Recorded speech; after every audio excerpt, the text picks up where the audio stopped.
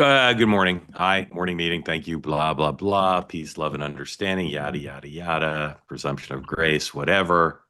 And Sean Dan, yah, blah, yah. Gentlemen, good morning. Hello, Mark. Didn't get their wired to fish coffee going. I mean, what's going on? We need a little pep in. Yeah, Let's take it again. I'm gonna get peppier. I walked my son to school and it's raining, and so I'm a big mess, and haven't really recovered from that. But we're glad you're here. This program is conversations like no other. That is the tagline for two way. And sometimes when we share that tagline, people say, I don't really like it. And then invariably, after they've watched a few programs, this program or Dan's other program or some of the others on the platform, they say, "Oh, I get it. You have conversations like no other." That's not just an adequate tagline. Could be the best tagline ever, or at least the most descriptive. Thank you for being part of this morning conversation like no other, which includes, if you'd like to be part of the conversation, your questions, comments, and quizzes.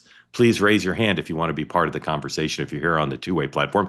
And if you're watching, for instance, on Elon Musk's X, formerly known as Twitter, or perhaps YouTube, the granddaddy of them all at this point for distribution of live video, please don't put smack in the chat and don't raise your hand and consider joining us on this platform. Yesterday, we had 3 new hand raisers and participants, including someone from the Philippines, of all places.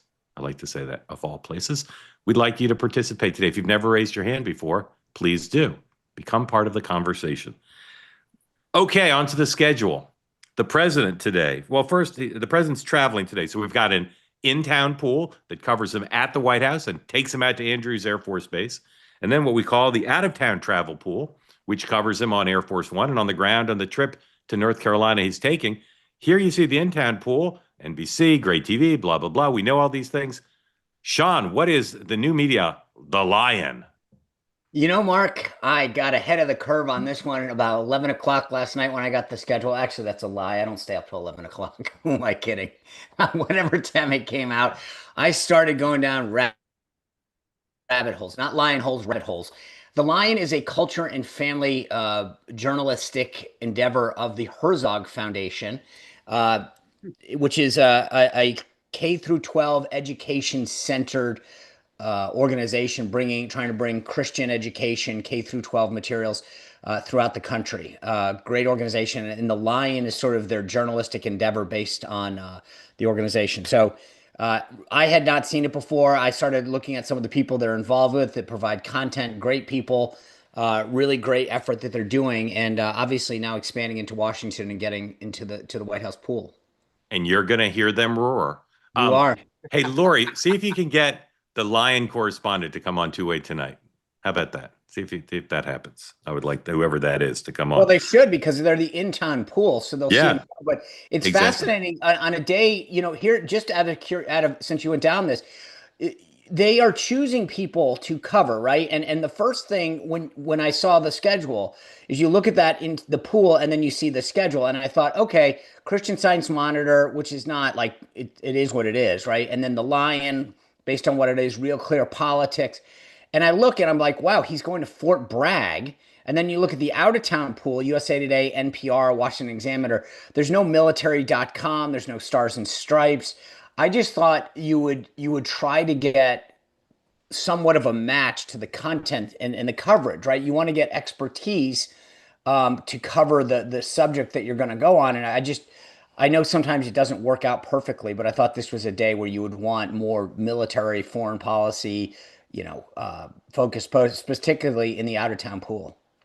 Yes, sir. I take your points. Because the president, as Sean said, is going to Fort Bragg today. 12:25 departs the White House.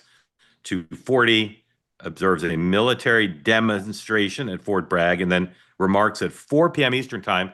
They'll presumably start a little bit late. Perfect timing to feature ample clips on two-way tonight at 6 Eastern. So we'll have full coverage at 6 of that. And then he leaves Fort Bragg, if he's on time, back to the White House, 6 p.m., back at Casablanca at 7:35. Don't know what the vice president's doing today.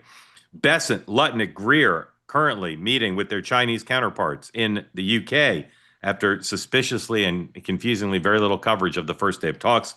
We'll discuss that in a moment. Pete Hegseth is accompanying the president to North Carolina, but right before that, he's testifying on the Hill before the House Appropriations Defense Subcommittee along with the chair of the Joint Chiefs. This is Hegseth's first congressional testimony since maybe the whole administration, right? Except for his confirmation hearings. So he'll be asked by the Democrats about all manner of things, including the signal gate and everything else. And then, as I said, he goes with the president. By the way, I will tell you, if there is ever a timing god, he blessed Pete today, because of all days to go, these are what they call posture hearings. To go, you go hand in hand out saying, "Please give us the money that we need."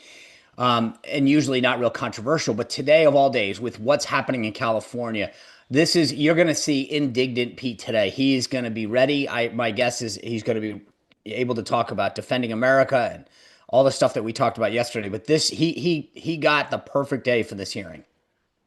He did, because he'll just be beating his chest. Yeah. Well, we're going to get to this. Yep. Yeah. Okay. All right. Whatever Dan's got in the right pocket, I want to see. House and Senate are both in session, and there's so much going on the Hill. I could spend the full hour telling you about various things, but let's do some highlights. Speaker Johnson and the rest of the leadership, weekly press conference at 10 a.m. You can bet they'll be asked about both reconciliation and Los Angeles area. 10:30, the head of the Congressional Black Caucus and Hispanic Caucus, and DCCC chair, I think. Yeah, Susan. Okay. Yeah, having a press conference to talk about Los Angeles. That'll be interesting. 10:30. 12:30, the House leadership has their weekly press conference. The Senate lunches are today at 12:45, separate House and Senate lunches. And Hakeem Jeffries, Mike Thompson, and Jim Clyburn hold a press conference to talk about background checks for guns at 2:15. All right. By the way, the one other thing that I'll just say is probably should be on the House schedule today is the vote on $9.4 billion in rescissions of the Doge things. And I will just put this out right now. If you're a Republican and you don't vote for this, give back your R. Give back the R. If you can't vote for rescissions and lowering government when with $36 trillion debt, $2 trillion in deficit spending, then you don't deserve the R anymore. Just go to the other side. We'll give you away. I'll take more Tulsies and Bobbies. I don't need you. If you can't vote for this rescission package and against NPR and PBS, bye-bye. Do you think there might be do more R's vote against or D's for it? Or do you think R's against? So let's just go down this real quick. I think you got at least I think a few D's will vote for it. Okay, how many over under on 5? Who will vote for it? Who will vote for it? Jared Golden? Yeah. I think Maine 2. That's Maine 2. Yeah. I think By the way, how do you get Jared Golden to vote for it, and then you get these Pennsylvania and New Yorkers that vote against it on the Republican side?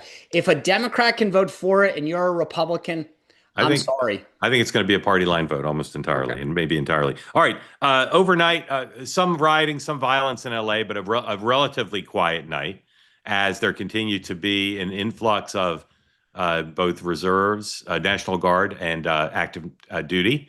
And the war of words continues between the president and the governor of California, whose name, by the way, is Newsom. One thing that's happening is a question about coordination. Local law enforcement is claiming that they are not being coordinated with. Here's 103A. This is a statement from late yesterday from the LAPD. And they said similar things on camera. We've has not received any formal notification of that Marines will be arriving in Los Angeles. LAPD has decades of experience in managing large-scale public demonstrations. We remain confident in our ability to do so professionally and effectively. We are urging open and continuous lines of communication between all agencies to prevent confusion, avoid escalation, and ensure coordinated, lawful, and orderly response during this critical time. Now, Dan, in an ordinary situation where the governor had requested the troops, there would be coordination. This is an unusual situation, but is it really possible, to your mind? Or I should never ask a yes/no question unless I intend to. How possible is it in your mind that President Trump and his team are not coordinating with local law enforcement as they have this surge of forces into the area?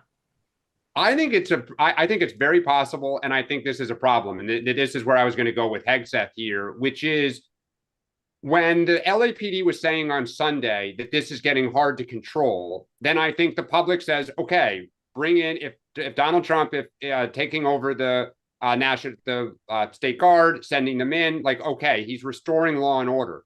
But if there isn't a lot of activity like we had last night, and the LAPD, not the governor, not a politician like Karen Bass that has scar tissue, but the chief of police says, we believe we have this under control. Nothing is being coordinated. And at the same time, Marines are starting to show up. It looks like Trump is trying to flex. And it looks like perhaps he is looking for trouble or looking for a photo of the Marines in active duty. And I think that's where the politics of this starts to shift. Again, burning police cars, advantage to Trump. Local police saying, hey, why aren't you talking to us? And the problem, if you coordinate with them, is if the police say we don't need you, then what are you doing? Sean, nothing. Sorry, go ahead. Sorry, no, I just say, look, Sean, here's let me just say one thing to you. Yeah. About this. Nothing to me would be a clear indication that this is just a stunt to change the subject and go on offense than if they're not coordinating. Because if the whole premise is we need to keep law and order in place, the administration can't possibly argue that the best way to keep law and order and preserve law and order and restore it is to not coordinate with the LAPD and other local agencies. Totally.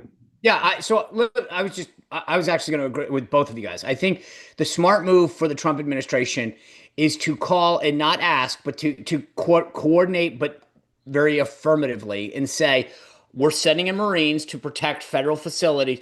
I think the smartest way to do this is to game it out. So look at federal properties, institution, etc., and say, hey, we're coming and we're going to stand post at, this federal courthouse or something. And that way it's a federal activity. You're kind of bulletproof. You can say that you did it. They can't say no because it's a federal institution that you're protecting. The more that they make themselves bulletproof on this, the better. Don't give them the process foul that they're looking for. And that's the key on this. I mean, so you're right. If they can come out and say, we didn't ask for them, they got in our way, they did this. The last thing you want to do is allow the process foul to occur. So button it up, call them, don't ask, you're the federal government, and say, we are coming. And as I said, I would focus the mission on protecting federal assets and institutions so that they can't say no. Yeah, but I mean, look, part of this is we all hope the situation stands down, right? Yeah. That is the guiding North Star, or should be, that the violence ends, things get under control, and ICE is allowed to do their job, whether you agree with, the mission or not. Yeah. You start sending Marines in and you start trying to call up more. Like, I think one of the questions Hegseth is going to get is why Marines versus the National Guard? What are their orders, right? And are more on standby? And what criteria are you using? Right. Well, there's a comitatus thing here where they've got to be careful what they do in domestic activities. 100%. There's a deal. Okay. But I will say this, from a police chief standpoint, remember, I'm old enough to remember the fire chief during the California wildfires that came out publicly and said what she said about the funding cuts from Karen Bass. And, that didn't end up too well. So the fire chief has this in the back. I mean, the police chief has this in the back of his head that he's saying, I got to be careful what I say about the federal government and working with Trump because of how that all went down. All right, let's play one of my favorite games. Annotate the member's tweet. Dan, tell folks who Representative Sarah Jacobs is. That's a good question. I don't know. You don't know. Sarah Jacobs she represents San Diego. She's a younger member of the House, and she's very. I say this in a totally positive way. She's very ambitious. Yeah. People see her as a future leader of the party. So here are her tweets, and Dan will go first, and then Sean. I'm going to read a sentence, and you say true or false. No hedging, no sort of true, sort of false. Just true, false. Here we go. It's what the kids call a thread. Deploying Marines to LA isn't normal. True. John. True. Next sentence. It's a gross abuse of power, similar to what we see from dictators around the world, setting the stage for martial law or full-on authoritarianism. Ding. Dan. False. False. Okay. Wait, hold The on. first half no, was true. Sean, you don't And she mean lost you me. don't mean it's true. You mean it's false. No, I mean, Oh yeah, I'm false. sorry. Yeah, sorry. It's false. You correct. both think that's false. I know, But Sean. I You don't think she tweeted. Are you at? Is the question on the table? Did she actually tweet this or No, not? no. That's not the question. The question is, do you agree with her Oh, statement? yeah. I was Oh going to no, say no, no. Okay. It's false. I think It's it was false. true Okay. the first It's half. The false. second half She is definitely false. said it. Okay. Okay. Next one. You're just saying whether you agree or not, whether what she's Yeah. saying is true or not. Okay, next. First off, military personnel, including the National Guard and Marines, should not, and under current legal authorities, cannot be used for civilian law enforcement. Dan. That's false. They do. Sean. There is a. Yeah. Yeah, Sean. Can you? I'm sorry. Military personnel, including the National Guard and Marines, should not, and under current legal authorities, cannot be used for civilian law enforcement. That might be true. Okay. Yeah. Well, law enforcement know. is I've gotta- true, but protecting property. Yeah. No, there's a difference there. The key phrase in there is under the current law cited. I don't know because there's a difference between. Yeah, because they're not police officers. Oh, yeah. All right. Yeah. This represents a serious erosion of the civil-military divide and sets a dangerous precedent. Dan. True. Sean. False. Okay, couple more. Marines are trained for combat, not crowd control, de-escalation, or community policing. False. That's true. They're not. Dan, no. Not true. Sean's right on this one. They are trained. They are. They're trained for all that. Yeah. Yes. I thought they weren't. That was the whole point about even in Baghdad, they weren't trained for that. When we wanted to have the Marines police Baghdad, the Marines came out in hearings and said that is not what we're trained for. Well, I don't believe that. There's a guy. They're trained to kill people. Just keep in mind. This is like saying a doctor is not trained for X, right? So if you're an obstetrician, you may not, be able to do cancer surgery. To say the National Guard is not trained for it. No, it's Marines. She said the Marines. I mean, my point is though that there is specific training that different units and battalions go through, and so to say unequivocally no or yes is not actually okay. This is the one this is the one that I'm most interested in your view on. Here we go. Listen carefully. This is our last sentence. So this increases the potential, sending the Marines, specifically sending the Marines.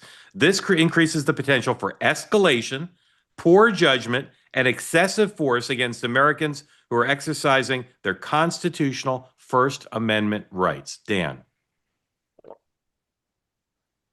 False. Okay. Next topic is... it's close, though. Your First Amendment right does not include destroying federal property. I agree about that. Russia hit Ukraine and made two major cities, Odessa and Kyiv, overnight. Keep talking about LA. President Trump and Marco Rubio said a clock ticking not that long ago, said 2 weeks for this to work out.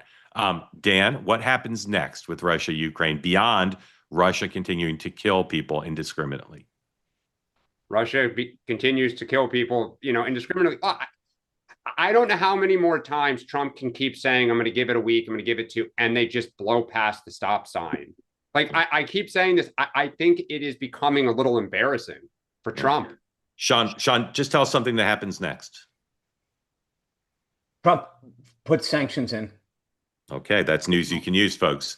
Former White House Press Secretary Sean Spicer, a Trump administration insider, predicts tough sanctions coming from the White House. Well, I don't use the word tough because they're calling Lindsey Graham saying, water them down. Well, he doesn't want the House, the Senate to do it, but he'll do it on his own. All right. So yesterday was the first day of the talks in London between China and the U.S.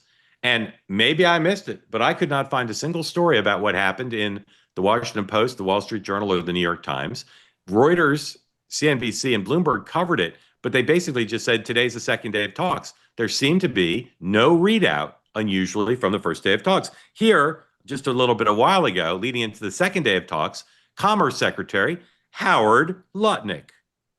Go on. And actually, Danny, I do see Commerce Secretary Howard Lutnick. Commerce Secretary, how are the talks going? How are the talks going?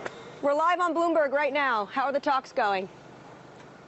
We've been all day yesterday, and I expect to do all day today. So they're going well, and we're we spend lots of time together. Thank you, Mr. Secretary. Thank you, Mr. Secretary. Danny, I'm not sure if you heard there. Commerce Secretary Howard Lutnick, as he enters Lancaster House for day 2, said they talked all day yesterday, which is true. We were here till about 8:30 p.m. local time, and he said they're planning on talking all day today. He said the talks are going well. My hat's off to the Treasury Secretary. My hat's Scott off to Bessent. Anne-Marie Horden for pretending like that meant anything. Yeah, they met yesterday. They're meeting today. It's going well. Sean, why are they being so quiet? Because they're not getting anything. Oh, I think just the opposite. Yeah, I was going to say, or the opposite. Yeah. I don't know. I mean, that to me was not excited Howard Lutnick. That was not enthusiastic Howard Lutnick. That's because I believe what's happening is he was added to this team somewhat belatedly. This was a Bessent Greer show, and they added him. And I believe that they all agreed with the Chinese they weren't going to talk about that, so nothing is decided till everything is decided. And I think Howard was not supposed to stop and talk, but well, you could tell that he couldn't help it. He couldn't help himself. But I don't think he was not his normal exuberant self because things are going badly. I think based on what I know, it was because they're moving along here, but the agreement is not to say anything substantive until the talks are done. Mark, there was one story, I think it was in Bloomberg, that the Chinese really want us to release some technology supplies and aerospace supplies, like things that they need that are critical to their manufacturing development. And that Trump has greenlighted that. Yes. And that the same story said that the Chinese continue to refuse to greenlight the release of rare earth minerals. Which to me, that's the thing that I do wonder as much, because I agree with you. It could be they're silent because there's good news and they just want to keep the momentum going. The other side of it is the Chinese aren't budging. Yes. Yeah. See, this is where I think the sticking point is going to be. I mean, what Dan brought up, these critical minerals are key to autos, to technology, and they know, the Chinese know, we have them, you don't. And therefore we hold the cards. This isn't about tariff rates going up and down. Yeah. This is literally like we have all the food and you need to eat. Yeah. And therefore I don't know. The one thing I will say is I do, having gone through some of these before with the Chinese, it's true. Nothing's complete until everything's complete. But if you don't get critical minerals, I don't know what else is worth, like what you're bragging about. I think they want us to feel a little pain. I think they want to see some U.S. headlines of shelves empty, rhetorically speaking, here, to then say, all right, now let's talk, because now the world knows you're a little bit of the beggar, right? Trump's all about strength. He's all about, dominating a conversation. And I think they want to say early on in his term, oh, no. I think the other thing that I'm going to look for when this thing concludes, which I sort of found it interesting that they did put a solid deadline, or either the media did or somebody, but whether or not this summit that I'm predicting is announced, meaning not necessarily the dates, but saying that the president has also accepted the invitation of Chairman Xi to travel to fill in the Chinese city. Right. That's something that Trump wants. And I know that the Chinese know that, and whether or not that is announced is going to be important, because we've talked about this before. Trump wants it. He wants to get one-on-one with Xi. Whether or not they will agree to it, agree with it, and allow it to move forward is going to be important. Yes. All right. 2 more topics, then we're going to go to your questions. Please, if you've never been in on the conversation, particularly raise your hand to become part of the special magical two-way experience that allows you the unparalleled opportunity to talk to Sean and Dan. Who would have thought, as you were growing up on a small farm in Wisconsin, that someday in June of 2025, you'd be able to just get on the two-way platform, raise your hand, and the next thing you know, you're talking to 2 of America's premier political analysts. Only in America, ladies and gentlemen, and only on two-way. Conversations like no other. I'm practicing. All right. So we all know that Scott Bessent sets the X date, the day at which Treasury would have to use extraordinary measures to ward off the breaching of the debt ceiling. And in fact, the X date is really when the extraordinary measures have expired and there's no other opportunity but to default or raise the debt ceiling. Yesterday, the CBO announced their view of when the X date is, and they say it's in late summer, not July, not early August, but late summer. I confess, although I am a veteran Washington hand, having not lived in Washington since 1994, I'm a veteran Washington hand, and I don't remember the CBO having its own X date, meaning Bupkis. Sean, why is the CBO announcing an X date? Do they always do this? No, I mean, to be honest with you, am I just forgetting? Do they always do this? No, I was the budget committee spokesman for 3 Yeah. years. I know a little bit. I mean, yeah, but like, first of all, what businesses of this is theirs? Let me just, we could announce the X date and have authority. I say it's September 5th. August September 17th. 5th.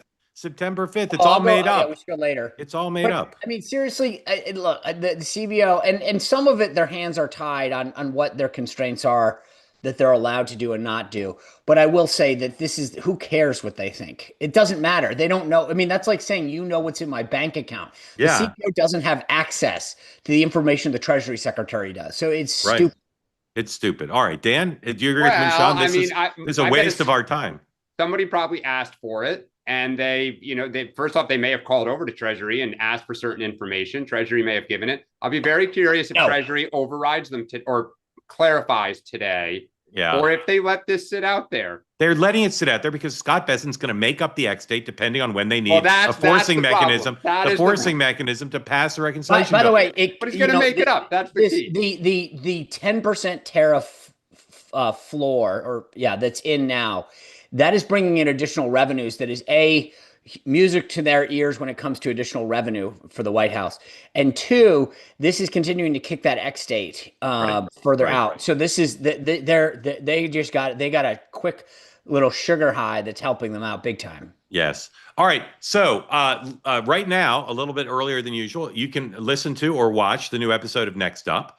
Dan and Batya are my guests. We talk about 2028 and politics, and I talk about why the Democrats seem to constantly, for a decade now, be discombobulated when Donald Trump talks about immigration. I also talk about the DNC. And I go back to Ron Brown, DNC chair, who in 1991 convened an unprecedented meeting at Pamela Harriman's estate in Virginia with all the leading potential Democratic presidential candidates, all the party's biggest donors. And he basically said to them in private, Paul Tully, who is one of the greatest strategists in the history of the Democratic Party, we're going to raise a ton of money. We're going to build the infrastructure. And whichever one of you is the nominee is going to inherit a capacity to compete against the Bush White House. Because if we don't do this project, you'll never be able to do it, because you're going to all be fighting to win the nomination. You're going to be the nominee in February or March or April. You'll never have time to gear up. It was a brilliant move by one of the best chairmen either party's ever had, one of the best strategists they've ever had. And it allowed Bill Clinton, who didn't win the nomination until the spring because he faced a lot of barriers and speed bumps, to inherit this extraordinary operation at the DNC. Now, fast forward to today. The current DNC chairman, instead of building an unprecedented operation, is fighting with David Hogg and getting on a Zoom that's leaked, the audio for which the audio is leaked, saying, "You're making me a failure, David Hogg. I can't be good chairman because I have to babysit your attempt to primary our incumbents." Thank you. So one big issue to follow from here through the winter of 2028 is, will the DNC or any other entity, some Soros funded or whatever it is, build infrastructure? Because the Republicans are super quiet about their infrastructure advantage, because Charlie Kirk and forces with Musk and others, they built get out the vote operations, voter registration operations in the battleground states. This doesn't exist on the Democratic side. I don't know how big the gap is, because the Republicans are smartly, for the first time ever, being quiet. The winning side with technological superiority didn't do a bunch of interviews after the election saying, look how smart we were. Look at all the stuff we can do. So this is my long-winded introduction to promote the current episode of Next Up. Watch it on YouTube or listen to it as a podcast, and tell you, well, the DNC is not doing nothing. The DNC is building a massive operation to do this. 104, please.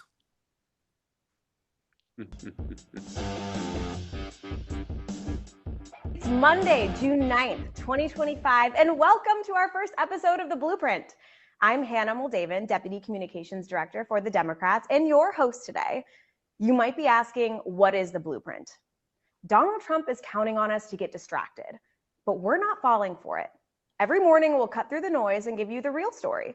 What's happening today that actually matters, why it's a big deal, and how you can fight back and help Democrats win. Whether you're in the trenches of Democratic politics or just want the truth, this is your go-to spot. So let's get to work. Damn. I do wonder what Ron Brown would say about this. But before Dan and Sean weigh in on how valuable this new YouTube-based DNC program is, let's go back to the host for another bit of episode 1, season 1, episode 1 of the Blueprint 105, please. And Trump and the GOP are hoping Americans won't notice the impact of their deeply unpopular policies, but we know better. Whether it's a chat in the office or a conversation over coffee, take a few minutes, talk to a friend or neighbor about how the Republican budget bill would affect people in your community. The truth travels faster by word of mouth. Here are your top points. 1, this bill will threaten access to healthcare. From Medicaid to now Medicare and the ACA, deep cuts to all of these programs will kick millions off their insurance and force them to pay exorbitant out-of-pocket premiums. 2, this bill will jeopardize SNAP, ripping away millions of families' ability to put food on the table. And this bill would make Trump's tax scam permanent, permanently rigging the system so the ultra-rich can cheat on their taxes while working families pay more. Thank you so much for joining us today for our very first episode of The Blueprint. Please join us weekdays every day during the week at 10 a.m. Eastern right here on YouTube. Until next time. All right. Ever since I saw that, I wondered what would Ron Brown and Paul Tully say about that. But Dan, they're not here. Both of them sadly have passed. So I'm asking you, in the contribution to allocation of DNC resources and contribution to winning in the midterms and the presidential, where would you rate that effort? First off, we need to thank Tim, our former colleague, who did it starting at 10 a.m. after the morning. Oh, you stole my talking so point. You can watch both here. Look, Mark, I actually think that's actually a good thing. I do. I'm not saying it's bad. I'm asking your opinion. Yeah, because, well, okay. I thought you were insinuating that it was a joke. No. A lot of people get their communication now and their entertainment from YouTube, right? And so I think they are attempting to meet people where they are. We can all quiver over whether those 3 things that she lists are in fact going to happen. But for tens of millions of Democrats, that is how they see it. And I think if it's a neat packaged place that Democrats can go to kind of hear the tribal, hymnal for the day, like, I think that's great. I mean, it's, one small step for the party here, but, we have a long way to go, but that is better than the, Ken Martin and David Hogue kind of wrestling over who's in charge of the DNC. But I actually, if Tim had that, Tim, great idea. Sean. Look, I will say this. Dan got the first bite at this, but I was going to say the only smart thing is that they started at 10, so at least they could get all their ideas from the morning meeting. Look, I'll take it. They've got Hannah Moldaven. We've got Patrick Bet-David. There's my other line. This is again, it's not bad. It's not a bad idea, but it's not like goes back to what I've always said. Like, there's a tactic versus a strategy. That's a tactic. Throwing out a podcast or a press release or a tweet is a tactic. What is your end goal? What's the strategy? And how do you string together a series of tactics to achieve your end goal through a comprehensive strategy? Right now, that to me is like, hey, let's just throw mud at the wall. Let's announce a podcast. To your point earlier, Mark, when I came into the RNC with Reince, we were $25 million in debt. We literally could not afford basic necessities or payroll. We got the donors together. Reince rallied them around a common cause, which is, here's what we need to do. I need you to help us. And Ken Martin, to your point, is spending his time whining about David Hoggs crowding him out, as opposed to saying, I'm going to go make a name for himself. I'm going to put a plan together to rally the base around the infrastructure that we need to build to succeed in the future. We've been there before. We were there as a party. We literally could not keep the lights on, and we got everybody to rally around the cause and the goal as to what our real mission was, which was to provide the infrastructure, not the message, the infrastructure for our next nominee to embrace. And we did it. This can be done. People said, if you go back and look at the stories from 2012, Republicans could never compete technologically with Democrats. We were way behind in the data space. We would never catch up. And we did. And we surpassed them. And now the same stories. The problem is this. My favorite quote in life comes from General Charles Krulak, who said, in the absence of leadership, take charge. And what Ken Martin needs to do is take a page out of that and say, you know what? I'm going to lead instead of whine. And it's pretty clear he's not up to the job already. Look, I agree with you, Sean, but the one place I'll disagree with you in terms of earlier on is I do think that if like one of the things I saw was a call to action, reach out to your neighbors, call your senator. That is good, right? That is trying to harness energy, give you a place to go to kind of get your instructions for the day or whatever. If they then start bringing on candidates, right? A new candidate, I'm going to make this up, in Ohio 7, right? You have to now have content. You have to kind of make news. Is there a reason for me to tune in because something interesting is being said? And when we get an opportunity, a call to action, right? If Gavin Newsom were to come on now, I bet a lot of Democrats would potentially, tune in. So it has potential to help harness the energy. If you're texting through the DNC, we're going to capture all your information. We're going to find out now, because YouTube gives you all the analytics, who's coming on where, what messages test well, what issues test well. So it is not a bad idea. No. But to your point, there is no leadership in the party. But again, I'm 100% with you. It's not, it's a good idea, but it's not, it doesn't solve the problem. It's not even that. It's not part of an overarching. If he said, we are going to go at the Republicans in these 18 ways, the goal is to do this. And one way is we're going to have this podcast every day. Then we're going to do these calls. Then we're going to do this. Then I've got quarterly meetings. Boom. There's your strategy. This is one random tactic thrown out into the dark. So it's not a bad idea, but I don't see how it does anything to move the ball forward. Yeah, I agree with Sean. I would say, and again, I talk about this at length on Next Up. I won't repeat the whole thing here. There's 4 asymmetrical advantages that the Republicans have that I believe contributed as much as anything to Donald Trump narrowly winning the 6 battleground states. Voter registration using technology and human-to-human contact. Get out the vote using technology and human contact. Technology in general, voter file, just the use of big data. And then the relationship with Silicon Valley, which used to be owned by Barack Obama, and now the Republicans are ascendant there. If the Democrats don't, and I don't think anybody but the DNC can do this, if the Democrats don't start to solve those problems for the midterms and then for the presidential, the Democratic nominee for president, whoever it is, whoever they're running against on the Republican side, will be at a disadvantage. And last, I'll say, most incumbent presidents in their second term, as we have now, but it's a strange one because it's non-consecutive, they don't care about building up the party. They care about their presidential library and going to summits and everything else. This Trump-Vance operation with James Blair and others, they are, and the outside groups with whom they can legally now coordinate, they are determined to consolidate the technological advantages they had and the voter registration advantages they had 4 years ago. I've never seen anything like it. And I will say this, and the Democrats have to figure out how to confront that. But I actually, Mark, sorry. Dan, go ahead. I'll let you go first. I disagree a little bit that we are woefully behind in terms of registration, GOTV, and technology. You talk to Democrats in the 2024 campaign, Mark, what they said is we reached out to our voters. We were communicating with them. They just weren't voting for us. So it wasn't a problem that we didn't know who they were. Ask them. I understand what you're saying, and that's an important thing to say because it's true. If you ask a Democrat now, what's the balance of power, the relative balance of power between you and the Republicans on big tech for get out the vote, voter contact? They don't know because the Republicans have not opened the kimono the way people normally do when they win. I think that the data analytics and the ability to scrape and harness public information, voter files, and then work with the campaigns, I think we are pretty darn good at that.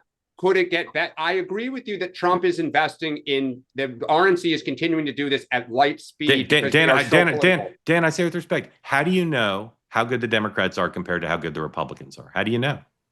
Because I think even if, you talk to the Trump people, but some Republicans I have talked to would say on Senate campaigns, on House campaigns, and what they saw in some of those swing states, Democrats were as plugged in to where they needed to go. Now, between now and going forward, I'm talking about the presidential.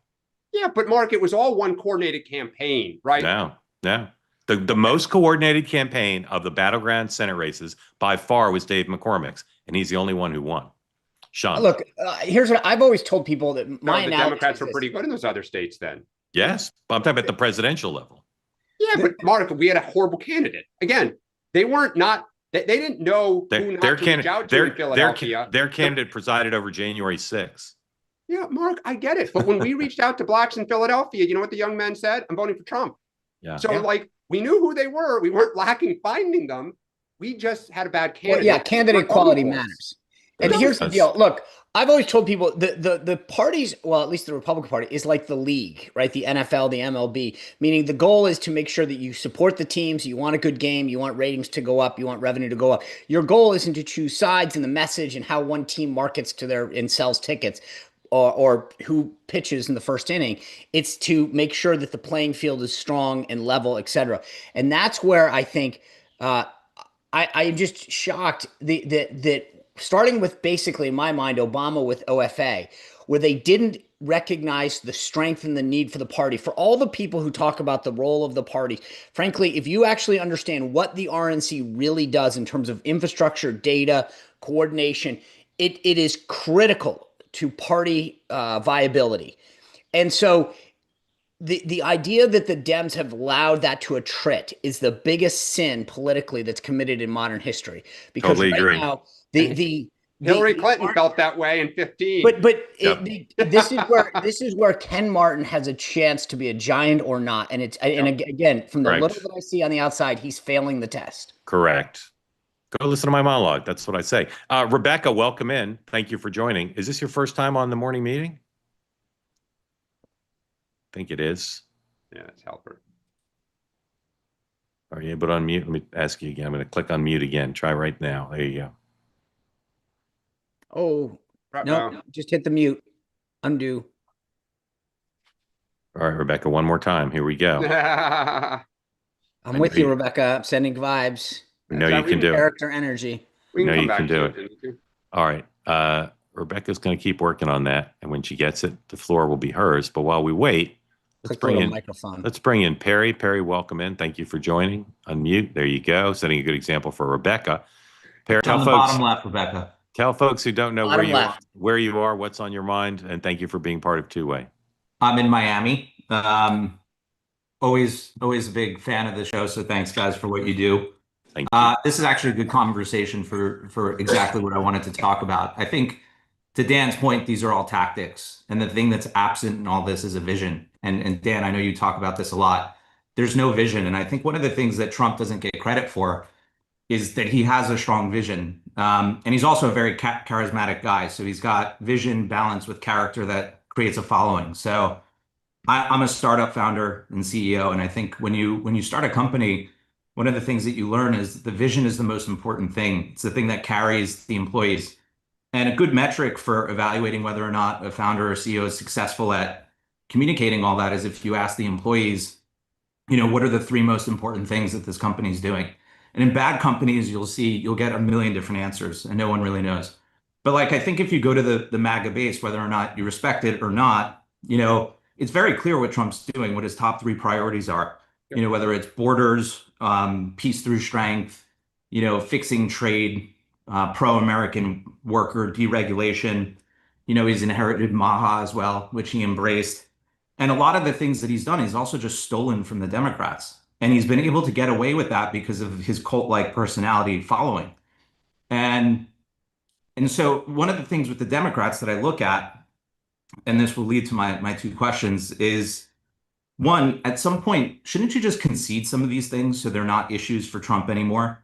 Right? So he's basically turned the Democratic Party upside down, and they've just become an anti-Trump party versus standing for anything. And I was a former Democrat as well. And I just find that crazy because everything I'm watching is just even more and more cringe. Even that podcast that you just showed for the DNC, it's just about the resistance and what you could do to fight back. But there's never any talk about what do we stand for today, right? And I think the only person who actually just acknowledges these things on the Democratic side is Fetterman, with his tweet with the LA riots. So if you just work with Trump on some of these things, you take them away from being issues.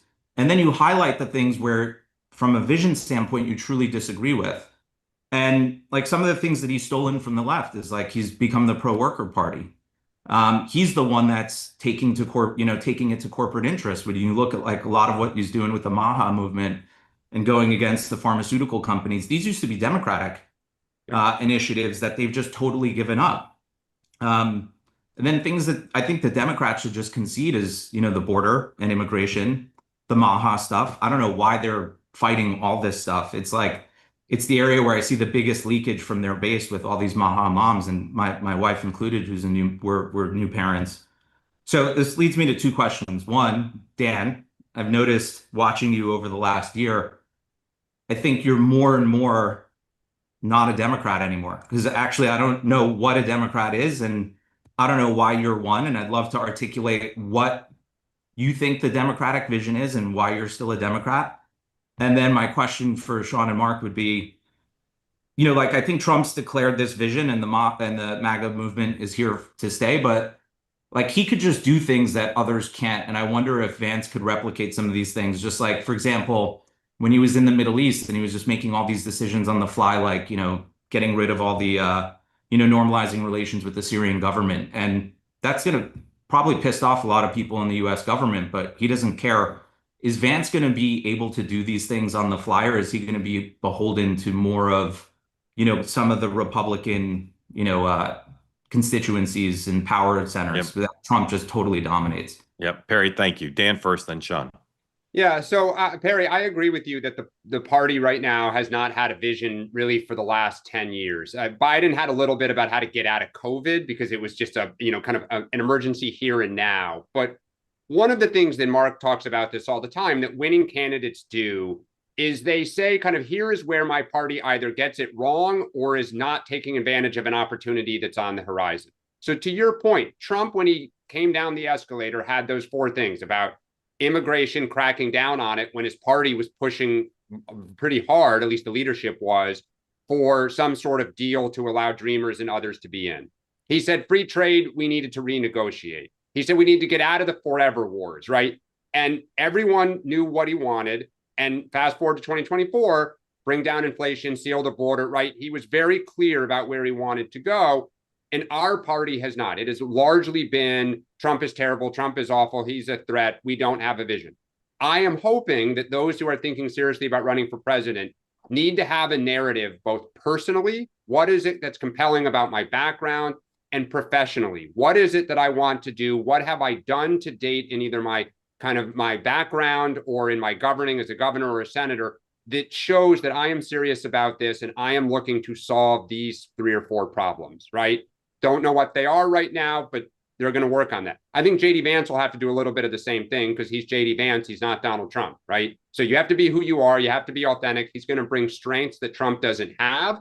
He's a little more, people are more receptive to him, right? He doesn't have all the baggage of Trump, and some disadvantages, right? He's not the brawler and the kind of unapologetic person that Trump is on some level. So I don't think we should concede immigration. I don't think we should concede Maha. My answer would be we should split them off from Donald Trump. Make Trump look extreme on immigration. Try to claim a center ground where, okay, we need to shut the border off. We need to deal with the bad hombres. But are we going to really deport 20 million people? I mean, that's impossible for starters, right? You just can't get them out. We don't have the money. So what do?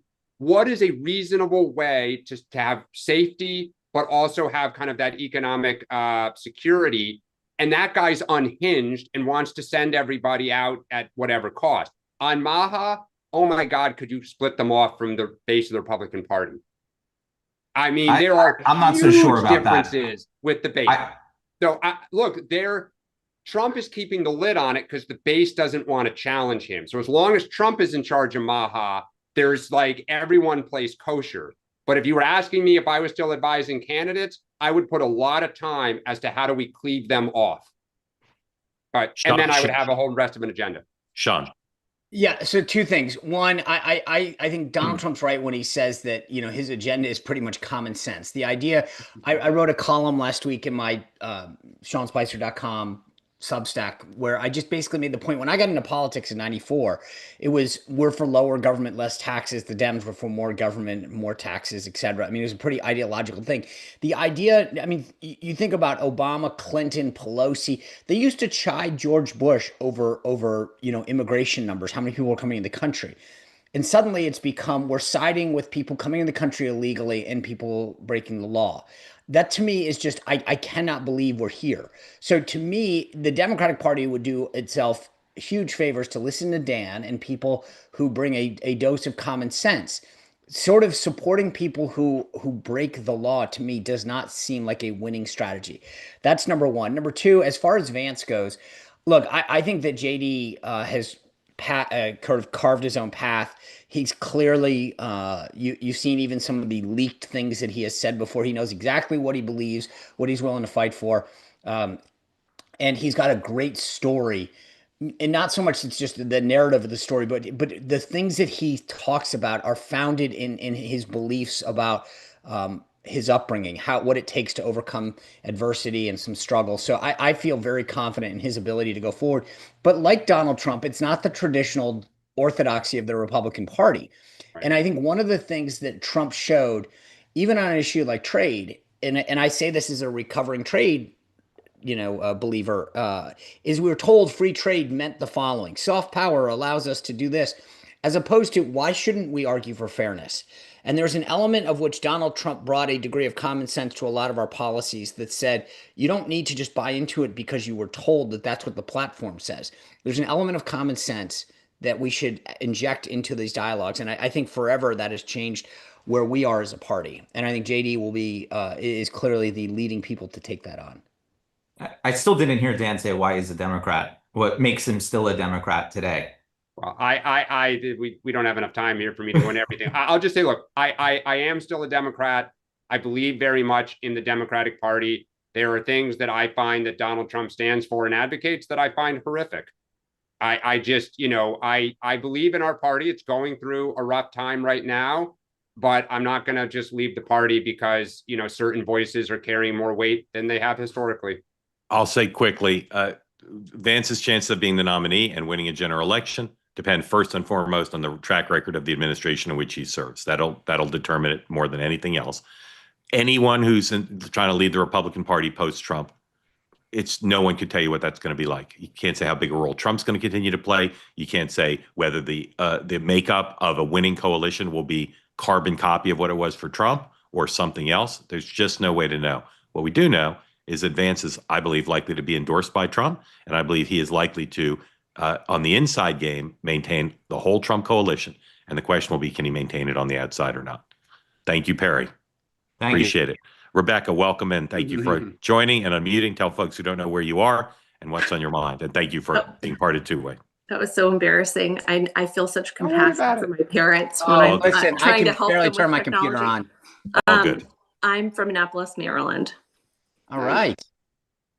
Beautiful place. Do you sail?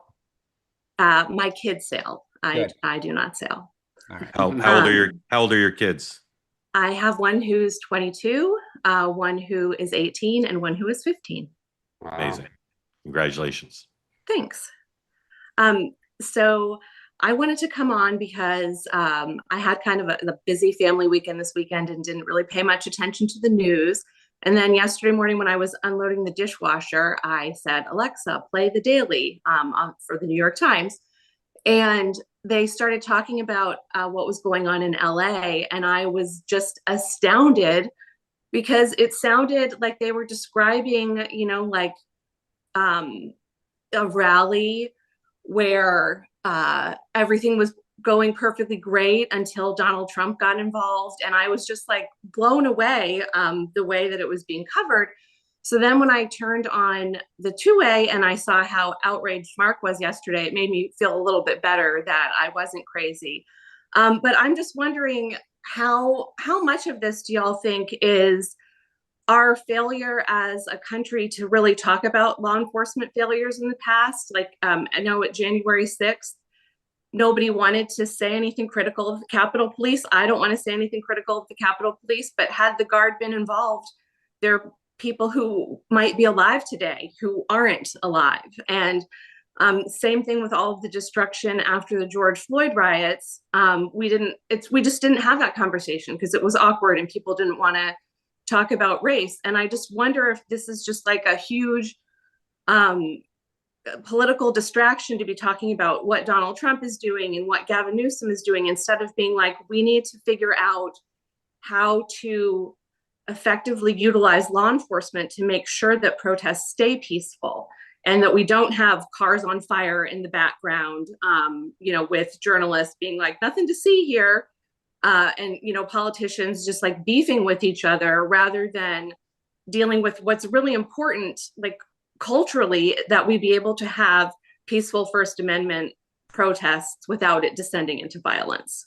Rebecca, you're absolutely right. And the only thing I would say is this is not a case of a sign of the times. It has always been like this, just the superficial, the personality driven, the conflict of recognizable. There's Pete Hegseth on the Hill. All of that is unfortunately the way things go. And it takes a strong leader to try to break through the media to change it. And these two leaders currently, the governor of California and the president, they're relishing the fight rather than trying to focus on the substance. But you framed it perfectly as far as I'm concerned. Dan. Yeah, I think one, it is so hard to find information about what's happening. I wrote on Substack yesterday that I spent most of Sunday trying to figure out like what on earth is really happening. How did this get started? Was Trump out of control? And at least in the conclusion I came to was like, no, I kind of get why Trump is doing this. Two, I think that he is, from all accounts, he is angry in 2020 that he did not control the social justice unrest better. And that he kind of took it as a lesson of, I am not going to allow things to get out of control this time in a lot of these cities, the way it did in Portland and Minneapolis and kind of like all over the country. And to your point, like, and I would agree, that is a good thing to keep things under control and peaceful. I think, look, I do have to say, like, for January 6th, will always be immense frustration that Donald Trump did not do more to quell that, right? And so history is very clear. I won't go into it, but fast forward to the present day, you need to keep the public safe, and you need to keep things under control. And if people start damaging property or personnel, you have to deal with it. In my opinion. I'm not looking to relitigate January 6th, but I think that there is to talk about the roles. Nancy Pelosi had a role as Speaker of the House and person who oversaw the Capitol Police. Kash Patel's been very clear about Donald Trump attempting to get the guard and thing involved. And again, John, I'll just say, I've never said it on here. That's utter bullshit. I mean, I'm just going to say that nothing pisses me off more than that counter argument. That is okay. Well, and frankly, it bothers me as a consumer of news that I don't know. Right. Exactly. I mean, so much mud's been tossed on that. And I had trouble watching the coverage of it. But somebody didn't do what should have been done. And people died as a result of the fact that the Capitol was not controlled that day. So the second part that I want to get at is the conversation. And I think Mark's right. I mean, there's an element of the conversation that doesn't get had about whether or not we're appropriately sending the law enforcement. But then there's the overall narrative. And I read literally through different media accounts yesterday what happened on my show at 6 o'clock. Just keep in mind, these ICE agents were at their facility. It was a Democrat assemblyman who live streamed ICE agents at their office saying, guys, come here, gather here. It was those people who threw rocks and lit cars on fire. The ICE agents weren't in the midst of doing anything other than trying to get out of their fenced in area where their cars were. And the media is continuing to gaslight us about the what happened and how it happened.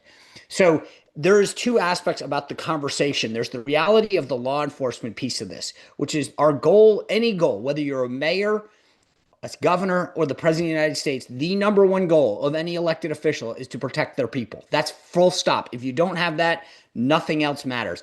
And so to your point about the role of individuals, the chief of police, we talked about him earlier, is on tape, on record, saying it got out of control. We weren't ready.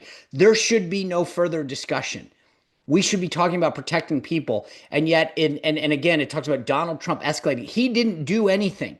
He did his job and his obligation to protect the American people and federal agents and assets. Full stop. And the idea that we're talking about him escalating it, Gavin Newsom and Karen Bass failed their people. That's an unequivocal truth. And I don't believe, and I think the idea of the conversation is first and foremost for all the discussion in the media about facts and misinformation and whatever. This is another failure of the media to provide the American people with the truth as to what's really happening. Rebecca, thank you for coming on and asking the question. We hope you'll come back regularly. Sean, what do you have tonight? Twofer. Linda McMahon, Secretary of Education, is going to break down what's going on in Columbia, Harvard, whatever. And then Deputy White House Press Secretary Harrison Fields is going to give us the latest on the White House response to LA. So this is going to be a jammed pack kind of day. It's an interesting bookend. Dan, Yeah. anything you want to talk about? What do you got going on, Dan? I got nothing. Just here to support the cause. All right. Well, that's sort of true, but Dan is one of the guests along with Batya. Dan, how was the episode of Next Up you were on, Dan? Batya was amazing. Your questions are fantastic. It was great to be on, and I can't wait to hear your opening monologue. I've not heard the rest. By the way, I was on. Batya was guest hosting on News Nation last night, and so she had asked if I would join her to talk about the military parade that the White House is doing. There are very few people in the world I'll stay up till 9:40 at night for, and Batya was one of them. Dan, did Batya try to book you for her show last night? No, she did not. With all due respect, with all due respect to Dan, Yeah. it was two. There was two people, myself and an individual that served in the Army, to talk about the military parade. Well, I don't mean for that segment, but the show's an hour anyway. So check out Next Up on YouTube or where you get your podcast now. 3 straight hours tonight on Two-Way, 5 p.m. Eastern Time. Michael Moynihan is debuting a new feature of the Moynihan Report called Ask Michael Anything. Audience members can come on and ask him whatever you want. And Michael knows a lot about a lot. So go to tway.tv to find out how you can be part of that. We'll not stream live on YouTube. So if you want to be part of listening to Michael answer questions or ask him one your own self, go to tway.tv to learn how to join the Two-Way platform for that. I will be on Two-Way tonight at 6 o'clock Eastern Time.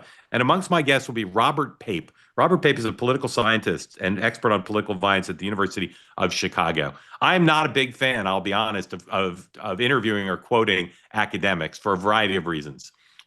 Robert Pape is an exception. I've had a very long conversation with him about these issues.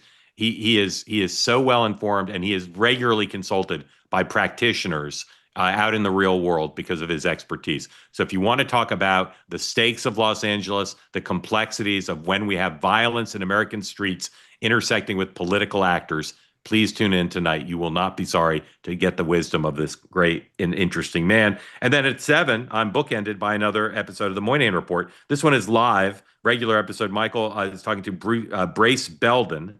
He's an American podcaster and union activist who volunteered to serve with the People's Protection Units, a Kurdish militia in the Syrian civil war.